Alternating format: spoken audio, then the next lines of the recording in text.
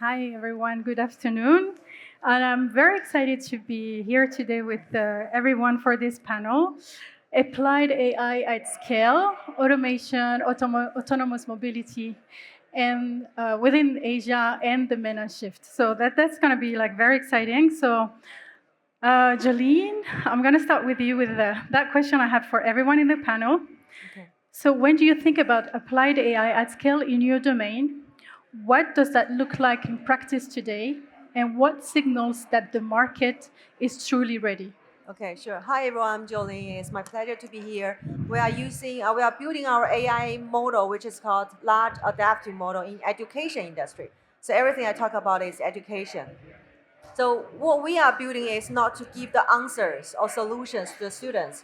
And I think if we want to apply AI in education at a scale, the future should be to do personalized learning for the students. It's like an AI virtual tutor. So what could be the signals? First of all, we can see the biggest pain points in the market. One is probably traditional education, which means everyone in the same classroom listen to one person teaching the same thing, right? And another thing, crucial signal is parents and teachers are afraid their kids are learning or get answers from ChatGPT or Gemini. This kind of learning will shrink their brain. So I think these two are very big pain points in the market. And the second one would be, are the teachers, educators, government ready to accept AI virtual tutor to come into their real classroom, school, or after school tutoring at home? So if they are happy, they are ready, then that's another signal. The last signal I would say is the data. When I say data, it's not data by using LLM to get answers. The data are very accurate, effective, valid data of students' learning behavior. It's like if an AI virtual tutor understands one student from pre-K to seventh grade, then the student should have been learning and exercising in the system for like 5 or 3 or 7 years, which means the AI will have lots of data of this student's profile. Then AI can do better recommendation and prediction. So data will be a very hard one, but it's developing and setting up the whole foundations of the data atmosphere for all the sectors. Yes. Thank you, Jolene. That's very interesting. So, same question for you, Mr. Zhan. So, Ryan, what does that look like in practice today in your field? Hi, this is Liang from Weride. We are coming from an autonomous driving company. When Liang just mentioned some technology perspective, I want to focus on the use case. I don't know if you see our robot taxi in the road. It's one of the products coming from AI. When we come to the use case perspective, the scale up of the fleet side, it's not about just add some AI technology. Because the robot taxi or the vehicle of AI technology, they are physically existing in the world. And he do interaction with you. Maybe you drive your car, you will face a robot taxi without a driver. So for this scale up, it's not about from 20 to 200 or to 1,000. The idea is how can you transfer the AI technology from the pilot or demonstration to a really daily commercial operation. So as an autonomous driving company, currently our AI product already available on Uber app. If you go to Yas Island and Sadia Island, you can choose the new experience ride from the autonomous driving vehicle. And what's behind of that to supporting? Out of the technology perspective, I think the government regulatory foresight is very important. Like UAE government and Saudi government, they are always focusing on the AI strategy. And they don't just talk. They have budget, and they set up the new department, and they issue the new law. They guarantee the AI can be working on the ground. And secondly, it's about the ecosystem. No one can do some new thing alone. Like a robot taxi company from WeRide, our vehicle are all the electricity vehicle. That means that even the charging station may be the pain point in the city. How can we guarantee the robotaxi can running well? So the charging station is one of the ecosystem players needed to support. Also, for the robotaxi, if you remove the driver, you need the AI computing behind, like a human's brain and eye and ear. So what we needed from the city, we needed the cloud. We are working with the AWS, Amazon Cloud, and also we are working with some modeling company like Liang company. We're doing some training for the data. Because the traffic light in China is totally different like the traffic light in UAE. So the machine needed to learn the traffic light from there. So the ecosystem should be ready for that. And the third thing is about the market logic. No one can keep burning the cash all the time.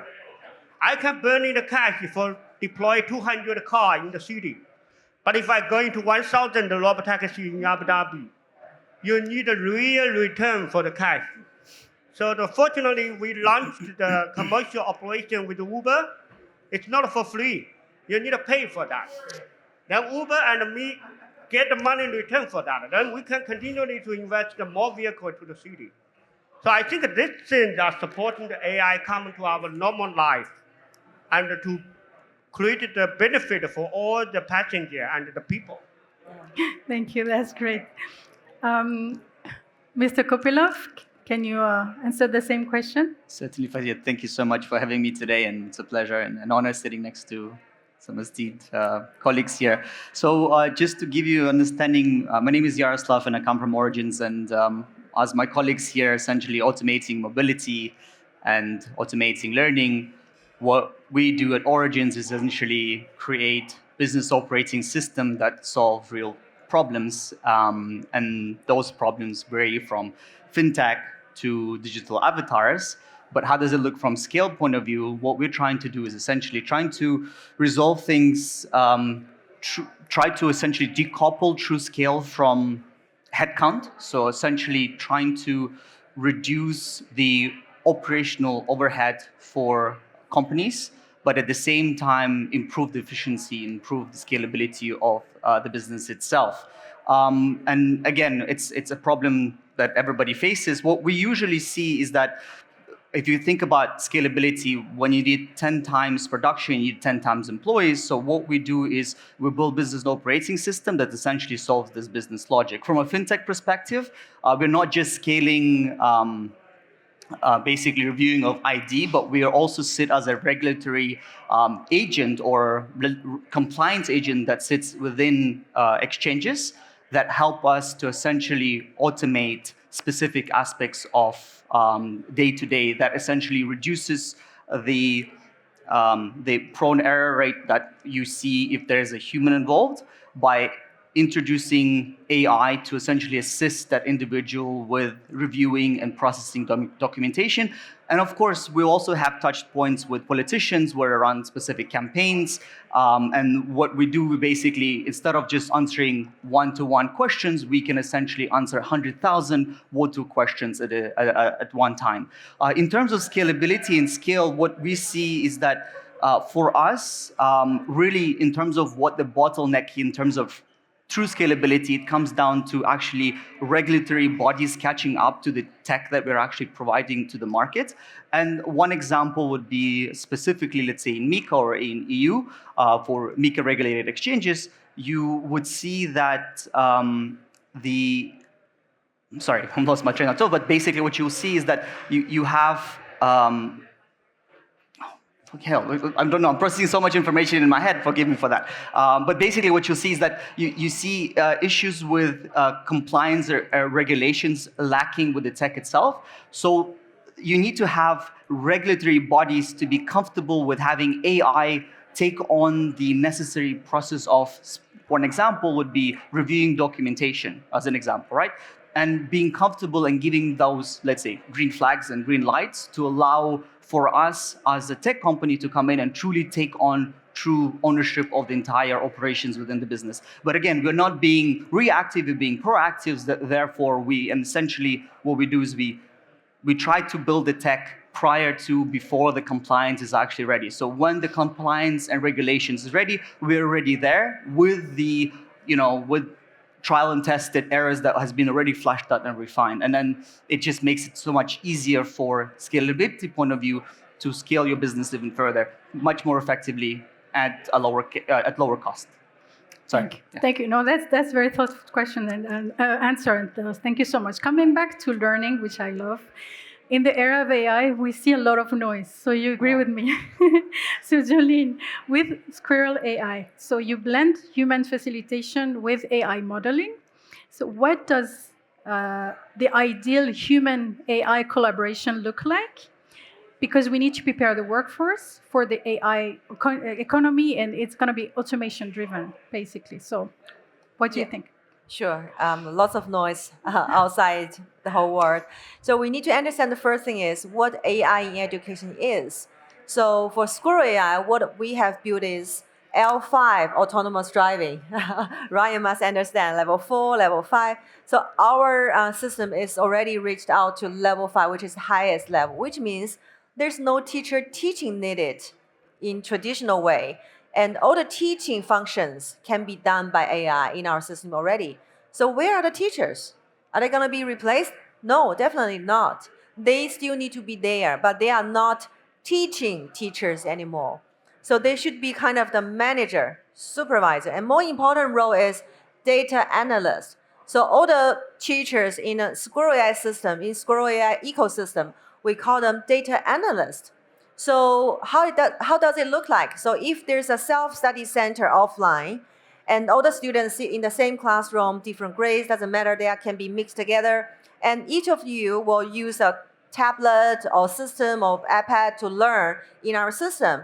And the teacher will be just around here looking at another platform, which is called data analyst platform, to see which student, which progress, if there's any alarm, if any student need help. Or maybe the teacher could come to Joleen and say, hey, Joleen, I can see you have some distraction. Maybe you can stop for a while, have a rest for 30 minutes. And after the sessions of the students learning, the data analysts need to do analyzing the data, look at the dashboard, look at the data, report, the progress, and everything, and then sit down together with the students, all the parents, to talk about what you have achieved, how to improve.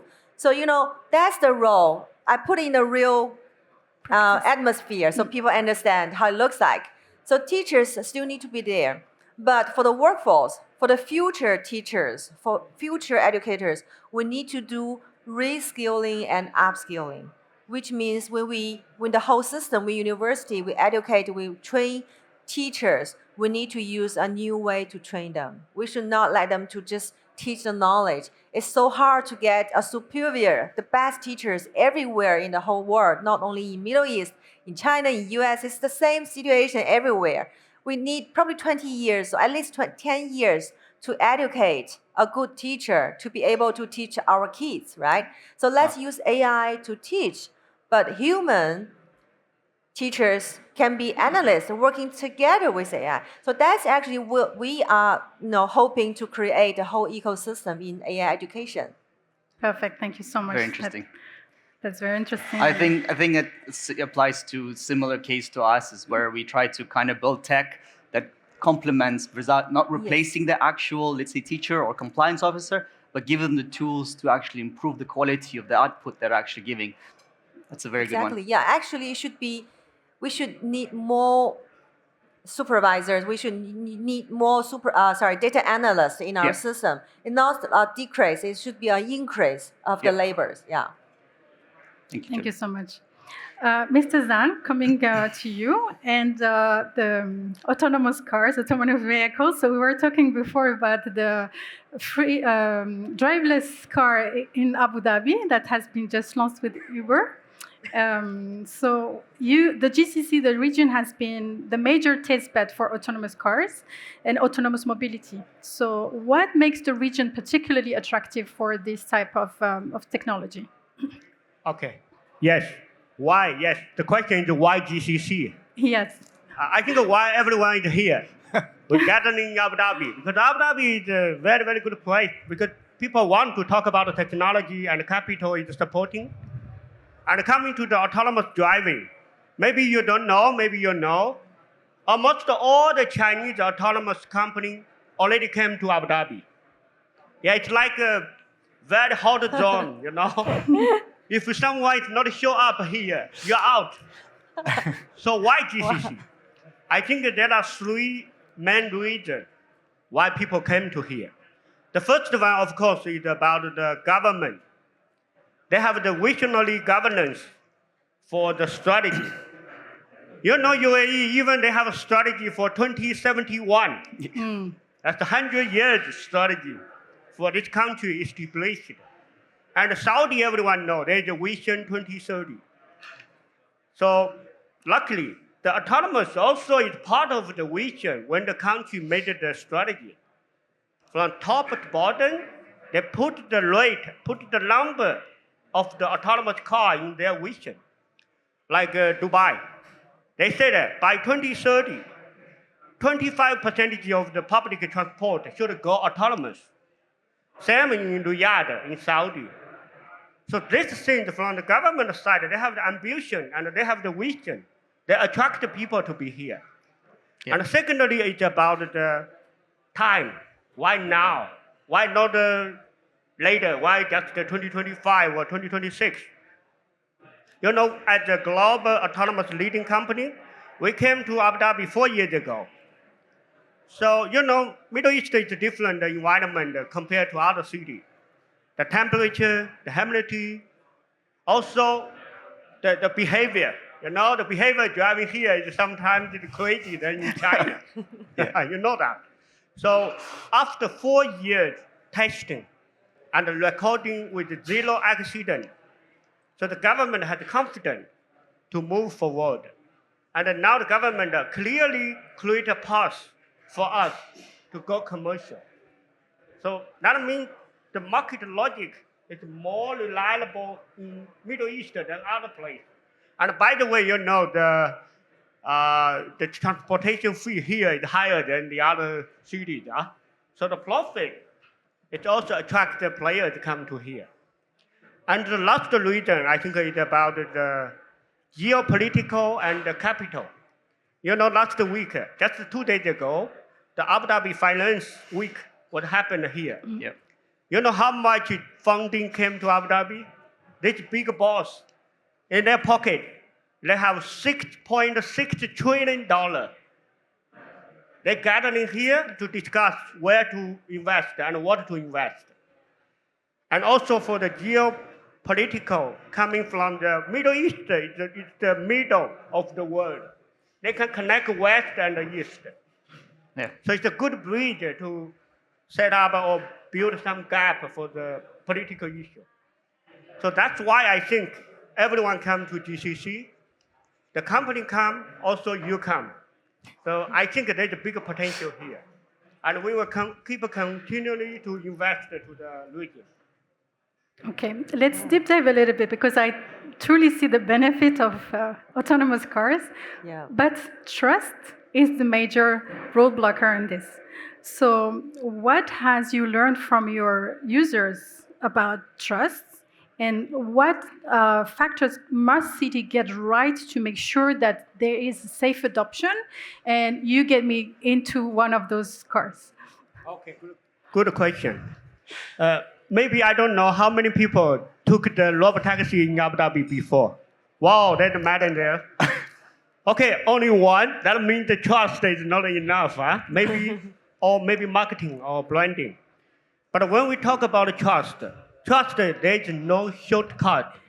You need to build step by step.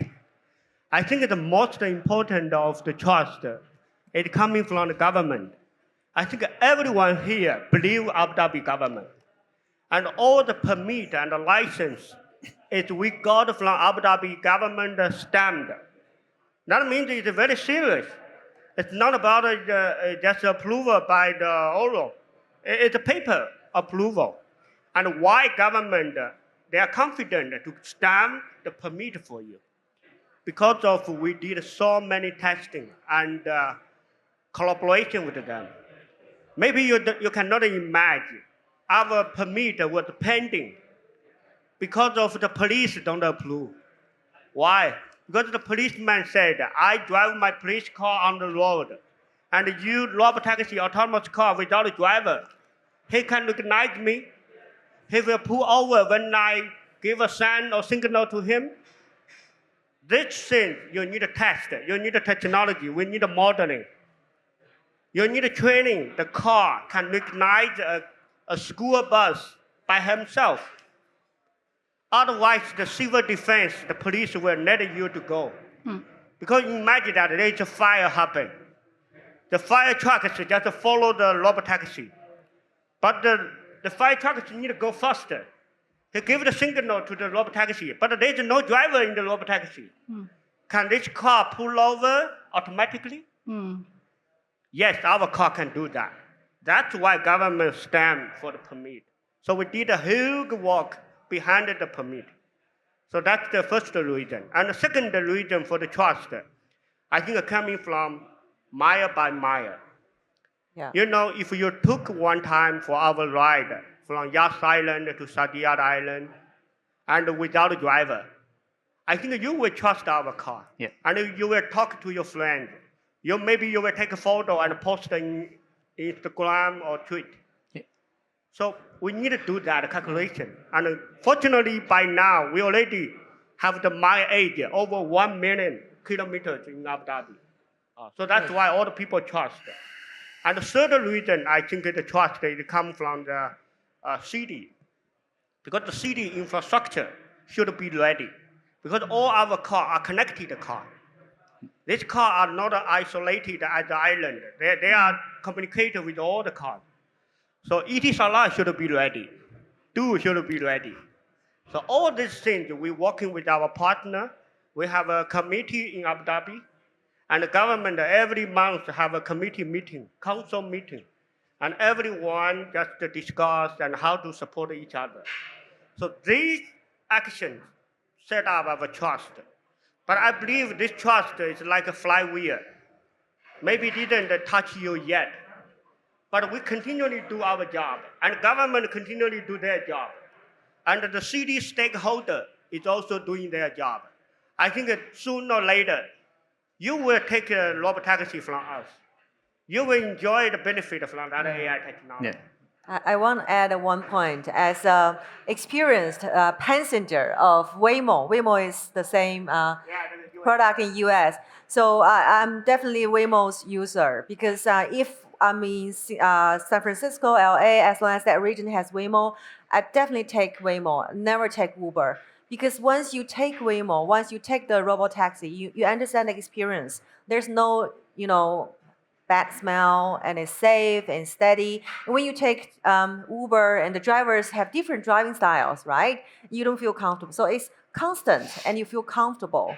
So I think it creates a really comfortable, secure environment and experiences for me. So I think autonomous driving, robotaxi is definitely the future. Yeah, that's a trust. Okay. Real experience. I'll try. Definitely. Well, I mean, Abu Dhabi. with some social credibility and trust. I mean, it comes down to scale as well. More cars, more people using it. So it's just a matter of time, I would imagine. Okay. Coming back to you, Joleen. So we've seen that Asia has scaled robotics and automation very rapidly. So what can MENA region take from the Asia innovation model and bring it here again to see more opportunity of collaboration? So how does that apply to Squirrel AI? I think two little points. One is use some ready, very qualified and experienced AI companies or AI platforms and bring the platform engine here to MENA region and then build onto your own contents, whatever you need to build onto the platform. It will save time and cost effective. Yeah. And second thing is, especially in education, if the government or schools or users want to start to use AI to teach, it's better to do some small sample tests. We call that efficacy study. And also you can call that experiment. So you can have, say, 100 students or 1,000 students or maybe 10 schools to at least try. It won't cost that much. And maybe one semester, you will see the result. And once the results are there, like the trust there, the experiences are there, word of mouth, and people will come and start to use. So never try, never know. Yeah, I think just 2 little points. Okay, perfect.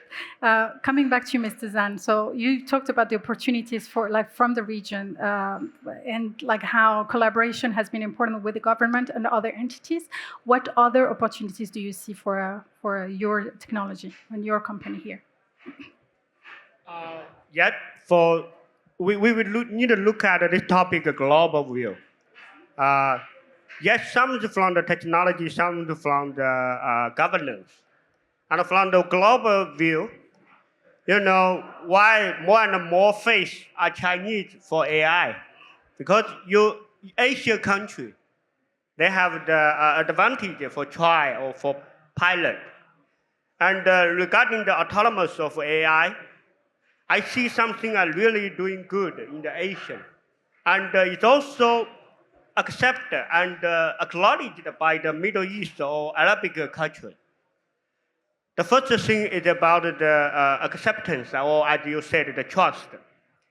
In China or Singapore and Japan, they always set up the milestone KPI for the commercial path. Compared to USA, as Joleen mentioned, they are different. They said at day one you can go ahead to the public road. But if you have accident, I will shut down you. But from the Asian culture or the Asian strategy, we are different. We say that you should achieve this milestone or KPI, then you can go next milestone. We care about the life of everyone. So when we share this experience or expertise from Asian country to UAE to Saudi, they're easy to accept. I think this is one experience we bring to the region, and they accept. Of course, they do adaptation for Middle East region. And secondly, is also about the trust. For robotaxi, I think people still have concern always. Yeah. So what we did, or Singapore did in the city, is they do dual track system. At one time, they find a closed area. They put the car there, and people enjoy it. And people trust it, because there's no any risk. And meanwhile, he had another track to put the car on the public road, but step by step. So the people try in the closed area, then go to the public area. They know there's no difference. So they were more easily to accept. And the third experience we can utilize from the Asian region is, here has a lot of new districts and new campus, like Adlock, Aramco. They have a huge community, including like 100,000 people there. So we start from there. Similarly in China and Singapore, they have a tourist area for the tourism. And they use robotaxi or robobus to deliver the people, also use the robo-van to deliver the cargo. So these use cases are very visible and easily for people to accept and understand. And same thing in Middle East. They have so many new developer projects ongoing. Like in Yas Island, the whole island is the theme park island. And Disney is also coming. So this island is the isolated city. If you deploy all the comprehensive technology on the island, you can go there to try and accept. So this things we bring to the region, and they do adaptation, and they make it on the ground. Okay. Thank you so much, Mr. Kopylov. What do you see as opportunities for your domain, specifically for bridging Asia and MENA region? I think for Asia and the MENA. Sorry. That was a question for Mr. No, that's okay. That's okay. But I think in general, I would imagine it's a two-way street at the moment, because as Joleen mentioned, if you're bringing fast-paced product development, what Asia excels is its speed and efficiency in production.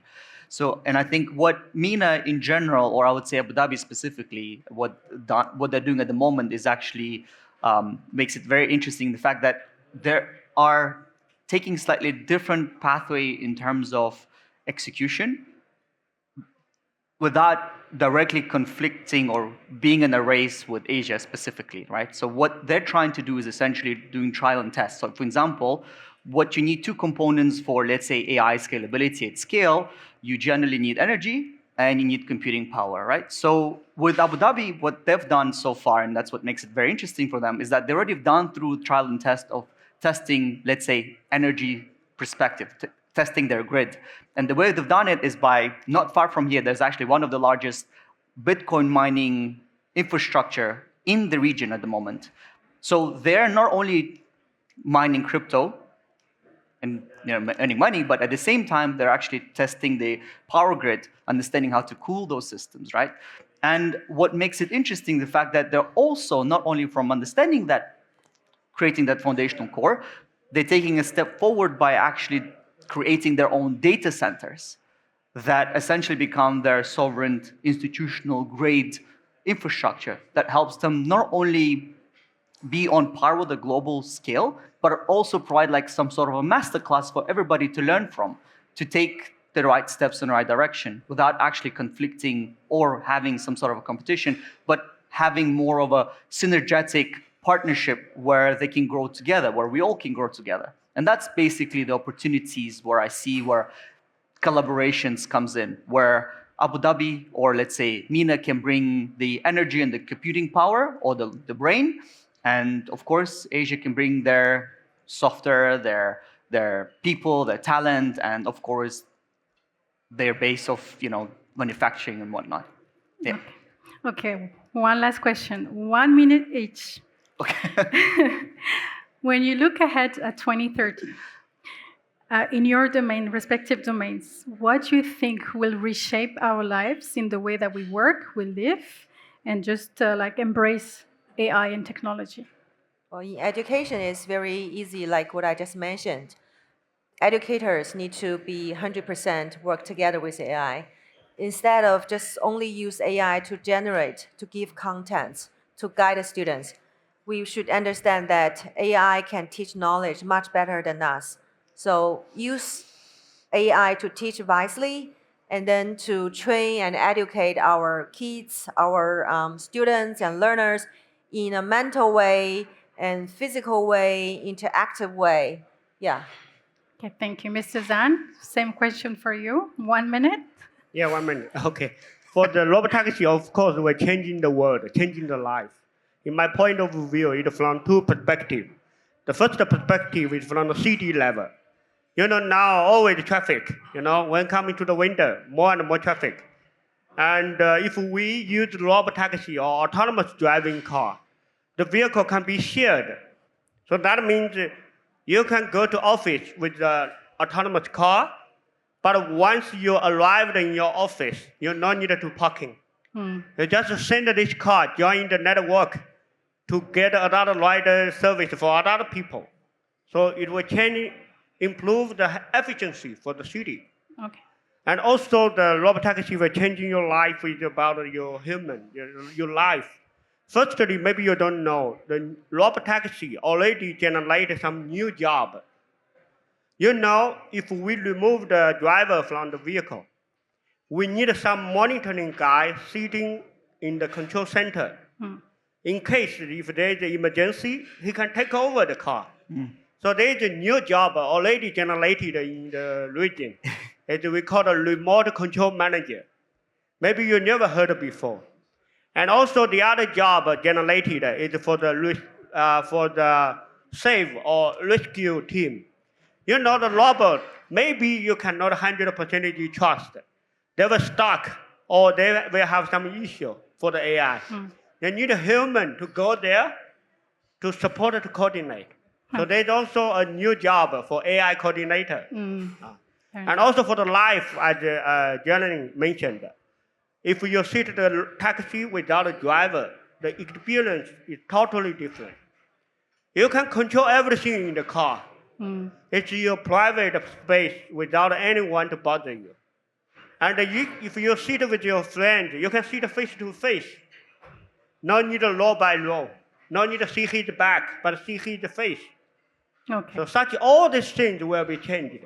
And robotaxi and autonomous driving will area. Thank you so much. Mr. Kopylov, one last word.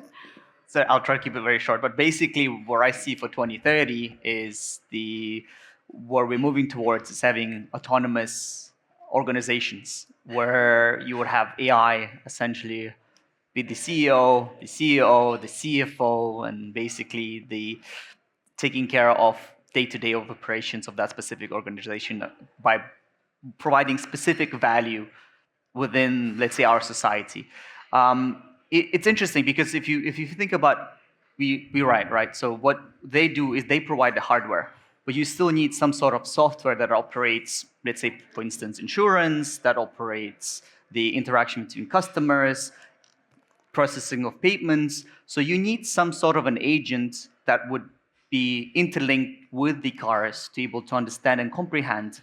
And I think where we're moving towards is complete autonomous ecosystem where you would have some sort of a blend between robotics and software becoming one ecosystem where there's no fragmentation of data anymore, or let's say fragmentation and scattered information, where it's all be collated into one operating system, more like a BOS, like business operating system, that will help you effectively manage the entirety of businesses from top to bottom, essentially.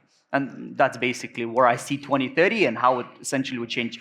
I do not know where we will all be there, and I do not know how. Just anticipating it, hopefully will improve our life and we'll move into some sort of utopian future and not a dystopian future. Because again, we all have to hope for the best and work together to ensure that we can, visualize or create that. Thank you. Thank you so much for your presence today. I hope you enjoyed the talk as much as I did for this conversation. And thank you very much again, and see you soon. Thank you. you. Thank